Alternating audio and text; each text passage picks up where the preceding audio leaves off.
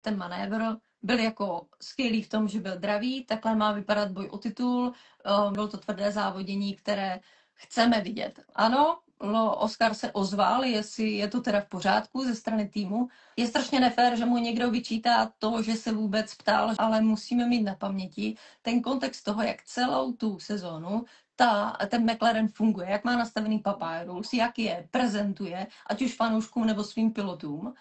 A Oscar je celou tu sezónu poslušně vždycky vychází vstříc. A tohle byla situace, kterou on prožil z druhé strany, kdy mu za každý pokus tvrdší o předjetí Landa, ať už to bylo Rakousko nebo Maďarsku, hnedka dostal na rádiu zprávu: Oskare, tohle nechceme vidět, už je to za hranou. Tohle byla situace, kdy k tomu kontaktu došlo a ten tým nezareagoval nijak.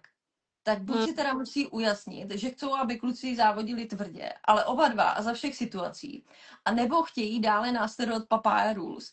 A i když to neradi vidíme, ty změny pozic, nesnášíme to, tak oni na tom fungují celý ten rok, celou tu sezónu. A najednou to neplatí. Já být Oscarem, tak se cítím jako úplný idiot, že celou dobu dělám jako Jelimana.